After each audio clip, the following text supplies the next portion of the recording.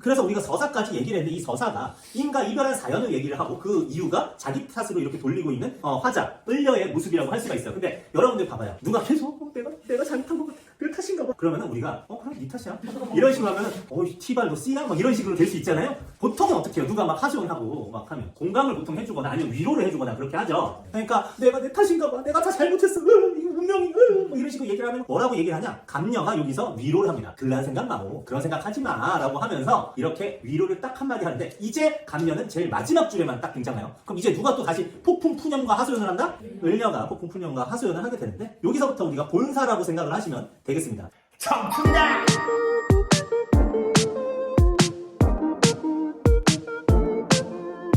자, 그런 생각 마오라고 얘기를 했는데 그 다음은 당연히 누굴까? 을녀가 얘기하죠. 맺힌 일이 있어이다 라고 되어 있는데 마음에 맺힌 일이 있어서 그래 하면서 드디어 또 따다다다다 털어놓기 시작해. 님은 매져 있어. 내가 니 매일 잘 알거든. 물 같은 얼굴. 자, 여기도 물이 나와 있는데 이 물이라고 하는 거죠. 근데 이 물 같은이라고 했으니까 여기서 당연히 직유법이 나오고 있는데 자, 얼굴이 그때 선생님이 뭐라고 했어요? 모습이라고 얘기를 했고 이 모습이 의미 축소가 돼서 오늘날은 페이스의 의미를 가지게 됐지만 이때는 모습 전반의 모습이라고 생각하시면 돼요. 그러면 이분은 어떤 모습을 보통 하고 있냐면 물 같다고 했는데 여러분들 물에다가 아주 조그마한 돌멩이를 휙 던진다고 해도 뭐가 일어나면 파문이 일어납니다. 출렁출렁 거리게 되어 있어요. 그러니까 물이라고 한다는 거는 연약한 모습이라고 여러분들 생각하시면 돼요. 주변에 자극에 바로바로 반응이 오는 그런 모습이라고. 그래서 편하실 적 몇 날 있고 아마 이미 굉장히 예민하시고 섬세하신 성격인가 봐. 그래서 춘한 고열은 어찌하여 지내시며 추일 동천은 뉘라서 매셨는고 이렇게 얘기를 하는데 춘한 고열이라고 하는 거는 봄에는 추위 그리고 여름에는 더위라고 얘기를 하시면 돼요. 봄에는 왜 추위야? 올해는 봄은 따뜻하다고 생각하지만 꽃샘 추위 이렇게 여러분들 생각하시면 되겠고요. 그 추일 동천은 이렇게 되어 있는데 추일은 뭐냐면 가을의 태양 그리고 겨울의 하늘 이렇게 생각하면 되는데 사실은 이거는 이렇게 해석을 해주시면 조금 좋을 것 같아요. 추일 동천 천이지만 선생님이 이렇게 해볼게요. 추동 일천이라고 여러분들이 한번 좀 생각을 해주시면 좋을 것 같은데 왜 이런 표현이 되냐면 우리가 보통 기후를 우리가 보는 건 일기예보라고 얘기를 하죠. 그런데 기후 볼 때 보통 해가 떠 있는지 아니면 해를 구름이 가렸는지 그리고 비가 내리는지 이제 하늘에서 밝히는 거 우리가 일기예보라고 보통 얘기를 하잖아요. 추동 일천은 바로 뭐냐면 가을과 겨울의 날씨를 묶어가지고 얘기를 한 건데 이거를 자, 두 번째 글자하고 세 번째 글자를 바꿔가지고 추일 동천 이런 식으로 표현하는 경우가 굉장히 많아요. 실제로도 고전 시가에서도 나오는 건데 1학년도에 수능에서 나왔던 가사 문학 중에서 허난설원이라고 하신 거기서 나온 작품 중에서 규원가라고 하는 작품이 있어요. 규원가는 뭐냐면 규방에서 원망하는 노래라는 노래인데 사실은 이분이 남편이 굉장히 한량이어가지고 좋게 말하면 한량이 나쁘게 말하면 바람둥이여가지고 맨날 싸돌아다녀가지고 마음 말이 핥다가 일찍 돌아가셨거든요. 허난설원이. 그래서 규방에서 어떤 노래를 불렀냐면은 부생모욕 신고하사 이내모 장기실제 공무배필 못 바라해도 군자호구 바랄 것만 이런 표현이 나오는데요. 거기에서 부생모욕이라는 표현이 나와요. 부생모욕이란 말이 뭘까? 이게 그대로 직역을 해버리면 이런 말로 되거든요. 아버지 날 낳으시고 어머니 날 기르실제라는 얘기예요. 근데 사실은 우리가 출산은 누가 해요? 엄마가 하죠. 예를 들면 그때 당시에 외부 활동을 해가지고 돈을 벌어온 거는 아버지였다고 한다면 혹은 부육 모생 혹은 모생 부육 이게 더 맞을 것 같은데 사실 선생님도 자녀가 있지만 선생님이 배 아파가지고 남은 건 똥밖에 없어요.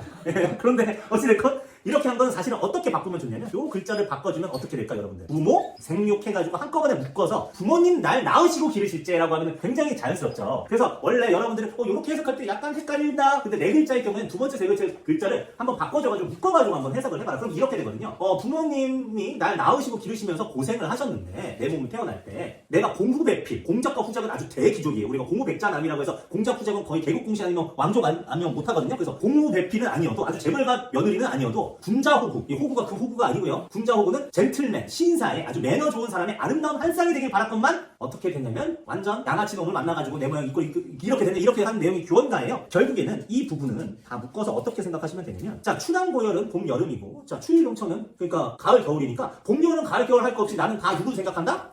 임을 생각한다. 나 임을 걱정한다. 지금 여기서 보면요. 뒤에 있는 여기서부터 한번 볼게요. 여기 16번째 줄부터 20번째 줄, 이 5줄은 다 뭐 어떤 내용이냐면 이미 굉장히 예민하고 섬세하신 물 같은 얼굴인데 편하실 좀 몇날 있고 별로 안 편하실 건데 걱정이야.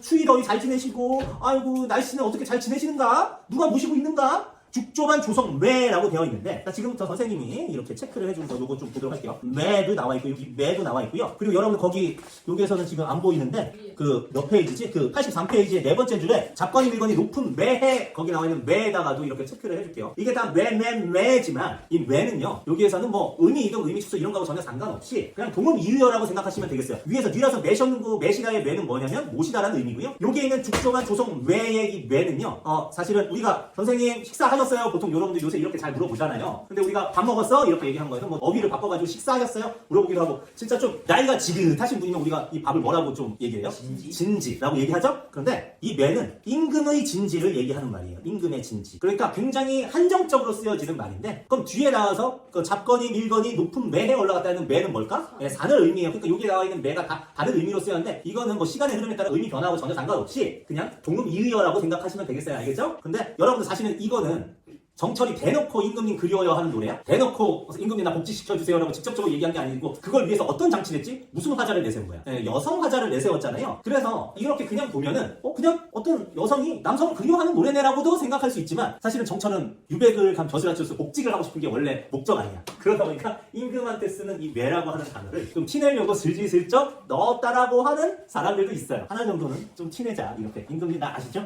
내 대상이 임금님이에요. 이렇게 얘기하는 느낌? 알겠죠? 그리고 기나긴 밤에 잠은 어찌 지내시는고? 즉, 잘 지내시냐? 옷은 추위에 더위에 괜찮게 잘 입고 계시는지, 누가 옆에서 잘 모시는지, 밥은 잘 드시는지, 기나긴 밤에 잠은 잘 자시는지, 이거 다 누구 생각이야? 임에 대한 생각인데 임에 대한 생각 때문에 내가 마음을 놓지 못하고 있어? 이런 거 우리가 사자성어로 안절부절 아니고 노심초사 뭐 다른 말로는 좌불안석이라고도 얘기할 수 있는데 이 노심초사 정도 여러분들이 생각을 해주시면 될 것 같다라는 말씀을 이렇게 드립니다. 요것도 잠깐 하나만 보고 갈게요. 83페이지 갑니다. 자, 님 다시 소식을 아무려나 알자 하니라고 했습니다. 이 다히라고 하는 거는 여기 말고도 계속 나오는 단어이기 때문에 자주 나오는 단어 정도는 여러분들이 알고 계시길 바랍니다. 이 다히는 방향이나 장소를 의미하는 애예요. 그러니까 뭐뭐 계신 곳이라고 생각하시면 됩니다. 그러니까 방향이나 처소, 장소 이렇게 얘기하는 말로서 님 계신 곳 소식을 아무려나 아무렇게라도 알자 하니 어떤 방법을 동원해서라도 알고 싶은 거야. 근데 이제 오늘도 거의로다. 오늘도 거의 다 지났다라고 하면 지금 시간이 어느 때라고 한번 볼 수 있겠어요? 적어도 그쵸. 오전, 오후 정도는 아니고 한 저녁쯤은 돼야 오늘도 거의 다 됐다라고 얘기를 하겠죠? 내일이나 사람 올까라고 얘기를 했습니다. 자, 그런데 이제 내 마음 둘 데 없다 어드로로 가장 말고 되어 있는데 내 마음 둘 데 없다 어드로로 가장 말고 자, 지금 여기서 보면요. 임의 소식을 어떻게든 알려고 했는데 그걸 어떻게 알 수 있는 방법이 오늘날처럼 휴대폰으로 이렇게 할 수가 없잖아요. 통신망이 전혀 구축이 안 되어 있으니까. 그러니까 결국에는 아마 인편을 통해서 내일이나 사람 올까라고 하는 말만 봐도 아마 임의 소식을 알려줄 사람은 인편으로 구했나봐. 그래서 그거를 기다리고 있는데 오늘도 거의 다 지나가니까 마음이 초조해지는 거야. 그러니까 내 마음이 둘 데 없는 거야. 그냥 마냥 가만히 기다리는 그런 느낌보다는 내가 좋아하는 물품을 택배를 시켰는데 그 택배가 계속 아직 안 와. 그럼 여러분들 핸드폰으로 지금 배송 조회 해본 적 있어요? 그런 거 하면서 내 마음 둘 데 없는데 좀 미리 나가볼까요? 그 아파트 예를 들면 내가 15층에 살면은 1층이라도 가서 기다리고 있어볼까? 이런 느낌이라고 생각하시면 되는 거예요. 그래서 어디로 가자 말고 어디로 가볼까? 하면서 이제 첫 번째로 간 곳이 바로 어디야? 잡거니 밀거니 매해 올라갔다. 여기에 매가 나왔죠? 근데 이 산에 올라갔어요. 근데 산에 왜 올라갔을까? 산이 높이 있기 때문에 높이 있으면 멀리 볼 수 있잖아요. 높게 나는 새가 멀리 본다라는 얘기처럼. 그리고 여기 매에 올라갔는데 매해가 돼버렸네? 그럼 매는 당연히 뭐가 될까? 히읗 종성 체언이 되는 거죠. 그러니까 잡거니 밀거니에서 높은 매해에 올라갔는데 이게 결국에는 우리가 여기에다 산을 그리면 화자가 여기 올라가서 멀리 있는 임을 바라보려고 하는 나름의 이 거리를 극복하려고 하는 화자의 노력, 임과의 멀리 떨어져 있는 이 거리를 극복을 해보려고 하는 화자의 노력 정도를 여러분들이 조금 생각을 하시면 되겠어요. 그래서 쭉쭉쭉쭉 이렇게 올라갔습니다. 근데 구름은 카니와라고 했는데 이제 여기 무슨 카니와라는 표현이 많이 나오는데 구름은 말할 것도 없거니와 자, 뭐뭐 말할 것도 없거니와 이 정도로 생각을 해주시면 돼요. 구름은 말할 것도 없거니와 안개는 무사일고 안개는 무엇 때문에 일어났는고 이렇게 얘기를 했는데요. 내가 이제 멀리서 얘 보려고 하는데 여기 갑자기 구름, 안개 막 이렇게 끼어진 거야. 이런 애들은 다 내 시각적인 그 앞으로 보는 거를 방해를 하는 거죠. 여러분들 지금 당장만 해도 이렇게 손으로 이렇게 가려버리면 굉장히 답답한 느낌이 들 거고 앞에 안 보니까 막막한 심정이 들 수 있을 거예요. 그러니까 지금 화자의 심정이 어떠냐? 답답하고 막막하다라는 거를 이 안개와 구름이 가리는 것처럼 이렇게 형상해서 표현해주면서 답답하고 막막한 심정을 비유했다라고도 생각을 할 수가 있고요. 첫 번째 동그라미 1 답답하고 막막한 심정을 비유라고 했다라고 한다면 동그라미 2 어찌됐건 내가 임에게 보려고 내 나름은 노력해서 높은 산까지 올라갔단 말이야. 근데 얘가 중간에 가려버렸네. 야, 너 나한테 좋은 놈이야 나쁜 놈이야? 완전 나쁜 놈이지. 그럼 얘는 방해물, 장애물 이렇게 생각을 하시면 되는 거예요. 그래서 구름, 안개 아까도 얘기했지만 시각적으로 막막하고 답답한 심정을 형상화한 거라고 얘기를 한다면 자, 두 번째는 방해물, 장애물인데 우리는 선생님이 저번 시간에 얘기를 했잖아. 정철은 사실은 붕당 정치 하다가 정치 싸움에서 밀려가지고 유배한 거라고. 그렇게 한다고 하면 정철이 그때 서인이었지? 그럼 얘는 뭘까? 동인. 자, 사실은 아마 잡서 같은 데서 이렇게 적혀져 있을 거예요. 간신배. 근데 누가 봐도 있잖아. 나는 간신배가 아니오. 그치? 왜? 나는 출신이거든. 내 반대쪽이 간신배란 말이오. 다들 지들 그렇게 생각하고 있는겨. 그러니까 뭐 좀 더 객관적으로 말한다면 동인 정도로. 근데 정철 입장으로 본다면 저놈들은 간신배요. 이렇게 생각을 하시면 된다는 거죠. 알겠죠? 네, 그렇게 했는데 산천은 어쨌거나 1월 어찌 보면 그럼 여러분들 봐봐. 매에 올라갔는데 1월을 보려고 간 거야. 1월. 해. 달 보려고 간 거야. 그러면 1월은 누구니? 네, 임이겠고.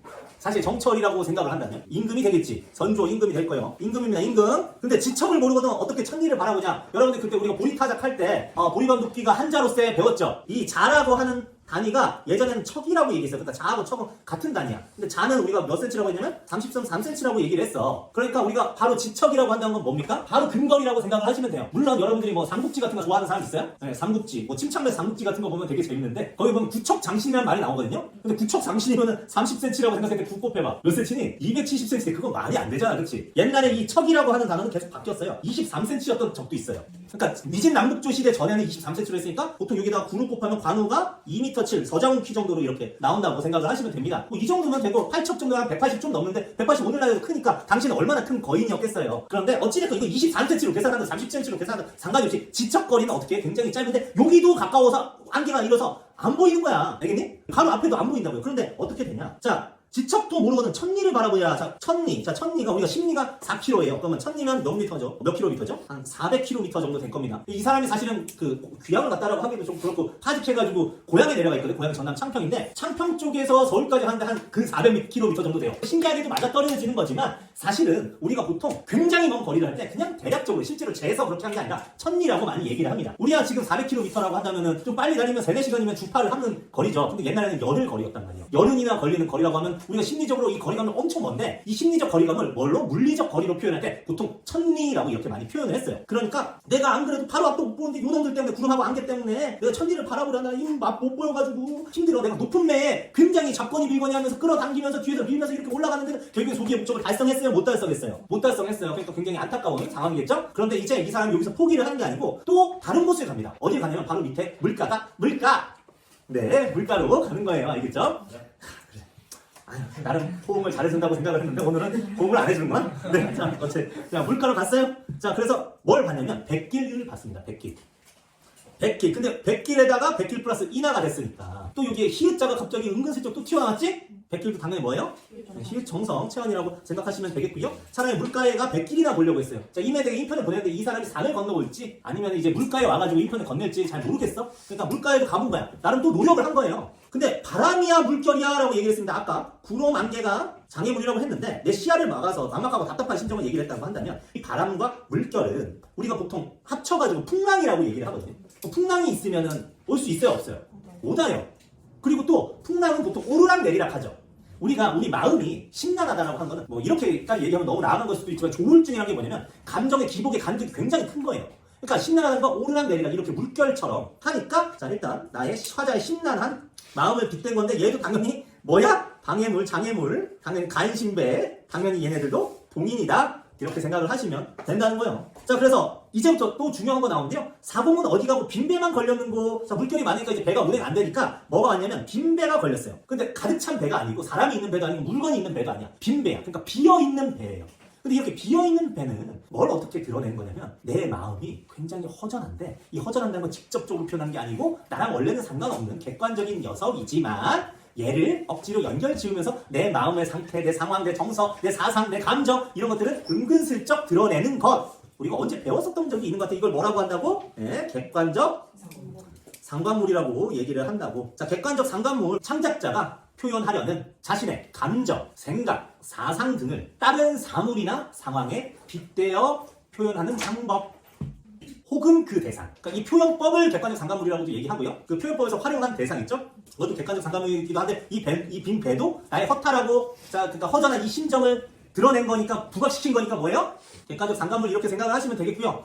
자 갑니다. 강천에 혼자 서서 지는 해를 굽어보니 님단이 또 나왔네. 님 계신 곳 소식이 더욱더욱 아득한 저이고 자 모청 찬자리. 자 모청이라고 하는 곳은 초가집을 의미합니다. 그러니까 보잘것 없는 집이에요. 초가집 찬자리에 밤중 만에 돌아왔어요. 밤중에 돌아왔습니다. 밤벽청등은 물 위하여 밝은 거라고 되어 있는데 밤벽청등 보통 우리가 지금은 오히려 밤을 더 좋아하는 사람들도 굉장히 많아요. 밤에 놀거리가 굉장히 많으니까 향락, 유흥 이걸 위해서 하기도 하는데 옛날에는 전기도 없었기 때문에 이 밤이라고 하는 거는 정말 어두컴컴하고 사람들이 활동을 거의 안 했어. 예를 들면 산에 집이 하나 있다고 쳐보자. 그런데 지금이야 다들 불빛이 있으니까 사람들 못 찾아가는데 밤에 이제 산에 불빛이 한 곳밖에 없다고 한다면은 거기에는 사람이 있는 거란 걸 알고 그게 마치 바다의 등대처럼 지표가 돼가지고 찾아갈 수 있겠지. 근데 보통은 여기 이거를 확대를 해서 한번 해보면 이 벽 중간에 이렇게 걸쇠 같은 걸 걸어놓고 여기에다가 등 같은 걸 이렇게 밝혀놔요. 근데 왜 이렇게 등 같은 걸 밝혀냐면 여기가 사람이 있어요라고 하는 걸 보여주려고 이렇게 밝혀놓는 거란 말이야. 근데 왜 이런 거를 해놓을까? 사실 나 혼자라서 이거 밝혀놓을 필요도 없는데 만에 하나 이미 날 그리워가지고 찾아오게 된다면 요걸 보고 찾아오지는 않을까라는 기대감 때문에 항상 밝혀놓는 거야. 혹시나 나 생각해서 나 찾아오시지 않을까? 밝혀놓는 거야. 근데 와 안 와? 안 와요. 그러니까 여기서 뭐라고 얘기를 해놨냐면 반벽청 누르게 아니라 밝혀놨고 그러니까 밝혀놓을 필요가 없네. 밝혀놨네. 이것도 역시 화자의 외로운 심정, 님을 그리워하는 마음을 어떻게 한가 부각한 객관적 상관물이라고 여러분들이 생각을 하시면 되겠어요. 알겠죠? 그래서 오르며 날이며 해 뜨며 바자니니 라고 되어 있는데, 자, 해 뜨면 여러분 여기 보면 시옷 디귿 나와 있으니까 이거는 어두의 합용동사가 왔네? 초성의 합용동사가 온 거 우리가 뭐라고 얘기하죠? 어두, 자음군. 이거 설명해줬죠? 네, 하시고요. 바자니니 적은던 역진하여 라고 되어 있는데 여러분들 여기 이런 것도 보면요. 역이라고 하는데 이거 힘역자죠. 근데 앞에 오면은 이거 어떻게 돼야 되죠? 역이 되고 역이 돼야 되는데 얘가 지금 니은자가 탈락이 안 되고 그냥 적혀져 있어요. 그럼 어떻게 된다? 이거 두음법칙이 적용이 됐다 안 됐다? 두음법칙 적용 안 됐다. 자, 그 다음에 여러분들 보면 정성이 지극하여 쑥꿈의 님을 보니, 쑥꿈의가 아니고 이게 쑥꿈이면은 그러면 이거는 쭈꾸미니? 미안해. 네, 자, 이 드림은 없는 걸로 칠게요. 네, 자, 그럼 여기 보면 꿈의 님을 봤는데, 자, 꿈 중요해요. 뭐 제가 지금 이상한 드림으로 잠깐 시선을 돌렸는데 꿈 중요합니다. 결국에는 내가 지금 어디 갔어요? 매해도 갔고 물가에도 갔잖아. 근데 다 성공했어? 실패했어? 실패해서 님을 만나려고 한 간절한 노력이 다 실패를 했단 말이야. 그런데 결국에는 내가 현실에서 안 되니까 꿈에서라도 님을 보려고 했어. 그래서 이건 바로 뭐냐면 님을 볼 수 있는 매개체 정도라고 생각을 하시면 되겠습니다. 님을 볼 수 있는. 예. 근데 이제 꿈에서야 바로 누굴 봤냐면 그 님을 본 거야. 근데 옷 같은 얼굴이, 옷 같은 모습이 아주 그냥 빛나는 뭐 차은우 같은 분이었나봐. 근데 모습이 반이나마 늙었어라. 반이나마 늙었대. 누가? 임금이. 알겠어요? 내가 사랑하는 임이. 자, 넘길게요. 자, 마음에 먹은 말씀 슬커녕 잡자하냐라고 하는 여기 잡다라고 하는 거는 사례다라고 하는 걸 줄여가지고 객체높임법이 들어가서 한 건데, 객체높임법까지는 하면 여러분이 너무 어려워할 것 같아가지고 이 사례다가 오늘날로 말하면 아래다, 말씀을 올리다는 얘기예요. 그래서 마음에 먹은 말씀을 올리려고 하는데 여러분들 여기서 잘 봐주셔야 되는 게 요거야. 말삼. 여러분들 보시면요, 우리가 세종어제 훈민정음 여러분들 옛날에 배운 적이 있을 거예요. 거기 보면은 나, 말, 네. 자, 이렇게 한 적이 있어요. 문제는 여기에 원래는 쌈이었는데 이어졌게 해가지고 말쌈이로 이렇게 된 거거든? 근데 지금 여기에는 쌍시옷이 왔죠? 쌍시옷이 왔죠? 옛날에 이제 된소리 표기할 때 아주 초반에는 각자 병사가 초성에 오긴 했었는데 그 이후에 중세국어 때, 세종어제 훈민정음 이후에 중세국어 때는 이 말쌈이 다 말담으로 표기됩니다. 우리가 나중에 윤선도에 오우가라고 하는 거에서도 나오는데, 오우가가 아니고 만흥이구나. 그러니까 산을 보면서 말삼도 오음도 안 해도 못내 좋아하느라 산이 나한테 말을 걸지도 않고 울지도 않고 그렇지만 난 그냥 산만 바라만 봐도 좋다라고 하면서 산 보면서 되게 좋아하는 말을 하는데, 거기에서도 뭐라고 나와 있냐면 말삼이라고 나와요. 즉 지금 보면은 아예 된소리를 표기를 한다고 하면 합용동사를 쓰거나 아니면 그냥 아예 예사소리로 불렀거나. 그래서 이거는 지금은 초성의 각자병사가 이때는 왔다 안 왔다? 각자병사가 뭐라고 했어? 같은 글자가 나란히 오는 게 안 왔다라고 하는 증거가 되는 거예요. 알겠죠? 이제 마음에 먹은 말쌈을 실컷 하려고 했는데 눈물이 바라나니 말쌈인들 어이하면 눈물이 너무 나는 거야. 그래서 말을 잘 못해. 목이 너무 메인 거예요. 근데 오전게 개성이 어디 계셔? 자, 나이가 들어가지고 도저히 안 되겠다. 자, 이 개성은 닭의 울음소리예요. 네, 닭의 울음소리. 네, 그런데 이 닭의 울음소리 때문에 내가 결국에 힘을 봤는데 어떻게 해서 꿈에서 깨어버렸네. 그러니까 얘도 당연히 방해물이라고 생각을 하시면 됩니다. 근데 한번 봐봐. 이게 어떤 상황이냐면 내가 정말 간절히 그리워하면 우리 무의식까지 적용이 되고 무의식의 발현이 꿈에서 나온다고 하잖아요. 그래서 꿈에서 너무 좋아하는 사람 봤을 때 내가 이렇게 하다가 갑자기 끝난 거야. 그러니까 어떻게 되는 겁니까? 내가 하고 싶은 말도 다 못한 상태에서 끝나버렸어. 여기까지가 뭐야? 본사야. 근데 이제 여기가 결사인데 이제부터 막 난리가 난 거예요. 허사하다. 왜냐면 이제 계속 현실에서도 이걸 만나려고 노력을 했다가 결국에는 꿈에서 만났는데도 얘기도 못했어. 그러니까 박탈감, 상실감이 얼마나 클 거야. 그러니까 얘가 이제 마음이 다 무너진 상태가 지금 결사인 거야. 허사로다. 다 헛된 일이다. 이 님이 어디 간 거? 잠결에 일어나 앉았는데 이것도 일어나고 했으니까 두음법칙 적용 안 됐죠? 일어나 앉아 창을 열고 바라보니 어여쁜 그림자 날 쫓을 뿐이다 라고 얘기가 되어 있어요. 근데 어여쁜 그림자가 되어 있는데 여기 어여쁘다. 자, 이거 불쌍하다죠? 오늘날은 뭡니까? 네, 예쁘다, 프리티죠? 그쵸? 그러니까 이거는 의미적으로 연관이 아예 없는 걸로 바뀌었으니까 의미 이동이에요. 자, 그래서 이 그림제만 하고 오늘 끝낼게요. 자, 그림제인데, 자, 여러분들 여기 보시면 그림자야. 근데 우리가 여기에 있을 때 모음이 왔을 때 주격조사가 뭐가 붙냐면 모음으로 끝났을 때 이자가 붙어요. 그래가지고 어떻게 된 거예요? 그림 제가 된 거고, 여기는 오늘날 가짜인데 이게 이렇게 돼가지고 모음이 왔을 때 여기에 붙어버려가지고, 그러니까 이 모음 계열로 끝나는 모음이 아니면은 다 어떻게 됐냐? 요게 붙었거든? 그래서 그림 제가 됐다. 날 쫓을 뿐이로다. 여기에서도 역시 합용동사 왔다. 어두장군 있다. 하시고요. 여기 이 마지막 차라리 시어디어부터 해달라고 하세요. 알겠죠? 네, 목요일날 차라리 시어디어 해서 마무리 하도록 합시다. 여기까지 하도록 하겠습니다. 수고했습니다. 네. 오늘 나름 회심의 드립이 몇 개 있었는데 오늘 반응이 영 이제 결사 부분의 마지막 부분을 한번 보도록 할게요. 자, 지금 임하고 나하고는 기본적으로 거리가 멀리 떨어져 있어. 실제로 정철이라고 한다고 하더라도 전남 창평에 자기 고향 쪽으로 은거해 있고, 좋게 말해서 은거고 뭐 나쁘게 말하면 유배에 당한 거나 다름없단 말이죠. 그러니까 물리적인 거리가 분명히 존재한데, 그러면 어떻게 하면은 임을 내가 다시 만날 수 있을까? 실제로도 그 꿈에서 봤는데도 꿈이 깨버려가지고 굉장히 마음이 허탈해진 이 상황에서 얘가 굉장히 좌절감과 힘든 마음을 가지고 있다 보니까 어떻게 생각을 하냐면은 이런 말을 합니다. 시어디어라는 표현이 많이 나오는데요. 이 시어디어는 쓸어 없어져서, 그러니까 한마디로 바스라 사라져서, 인간이 바스라 사라지려면 어떻게 해야 될까요? 죽는 것밖에 안 된다는 얘기. 그래서 죽어져서라는 식으로 우리가 해석이 됐는데, 우리가 사실은 삼위인국에서도 차라리 뭐 시어디어 범납이 되었으라 막 이런 얘기가 나와요. 범납이가 범이 호랑이거든요. 그러니까 호랑납인데 호랑납이 되었겠다라는 식으로 이렇게 표현을 합니다. 자기가 다시 태어나야지만 지금 이 현생에서는 도저히 안 돼. 요새 웹툰에서 폐기물 같은 것도 굉장히 많이 나오잖아요. 네, 그런 걸 보면은 다시 태어나서 리셋을 시킨 다음에 뭔가 다시 시작을 해야만 그나마 임과 가까이 갈 수 있겠다라고 하는, 지금 어떻게 보면 나의 좌절감, 부정적인 게 있다 보니까 어떤 식을 시도하냐면 변신! 이 변신을 이렇게 시도한다라고 여러분들 생각을 하시면 되겠어요. 근데 이제 이 변신을 어떻게 하냐면 삼위인국에서는 범납인가 된다라고 얘기를 했는데, 여기에서는 어떻게 되냐면 낙원이 된다라고 얘기를 합니다. 떨어지는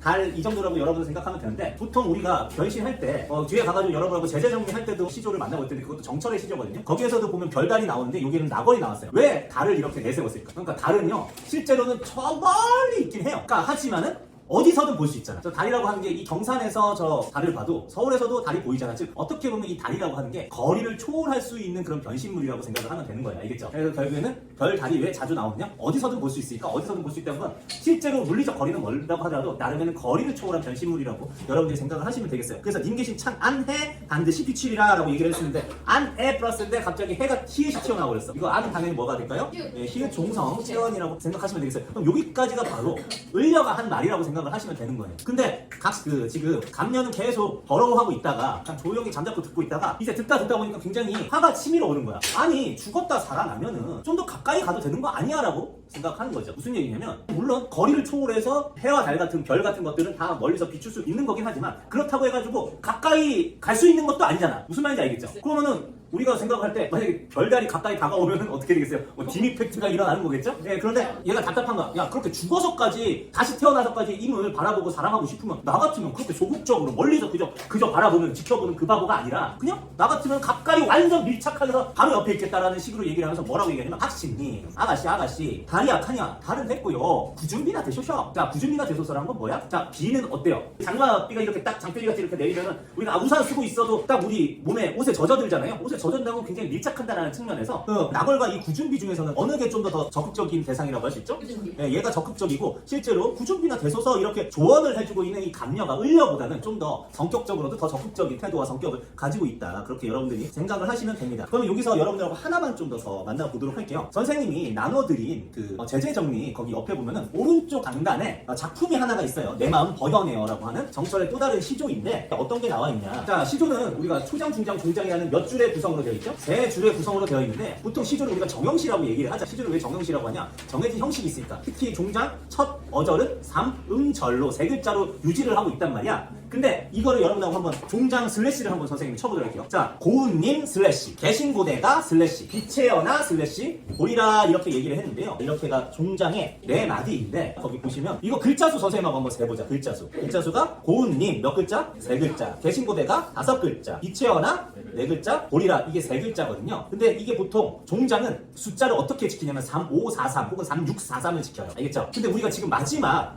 이 송미인곡의 마지막 부분도 한번 보도록 할게. 각신님 달이 약하니와 구준비나 되쇼셔 라고 되어 있는데, 얘도 3, 6, 3이죠? 그러니까 기본적으로 지금 시조의 종장 형식하고 비슷해요? 네, 비슷하죠? 실제로 가사는 시조하고 다르게 엄청 길게 쓸 수 있는 4음보 연속체잖아요. 그런데도 불구하고 지금 마지막 끝부분은 시조의 끝부분이라고 할 수 있는 종장하고 형식을 똑같이 맞춰주는 경우가 있어요. 이게 조선 초기나 중기의 가사에서는 이런 식으로 했고, 나중에 조선 후기 정도 되면은 이런 거 신경 쓰지 않고 마음대로 마무리하는 게 있는데, 어쨌든 시조하고 지금 이거는 형식이 유사해 안 유사해? 시조 종장 형식하고 유사하죠. 이런 거를 정격 가사라고 얘기합니다. 정격 가사, 정해진 격식을 지키는 가사라고 해서 정격 가사라고 하고요. 나중에 요걸 안 지키는 애를 변격 가사라고 얘기하는데, 지금 얘는 뭐다? 정격 가사라고 하는 건 시조의 종장하고의 형식하고 유사한 걸 바라보면서 여러분들이 알 수가 있는 거죠. 자, 이렇게 해가지고 여러분들하고 같이 함께 송미인곡은 다 살펴봤는데요. 자, 제재 정리 통해서 여러분들하고 같이 내용 정리하고 쭉쭉쭉 가보도록 할게요.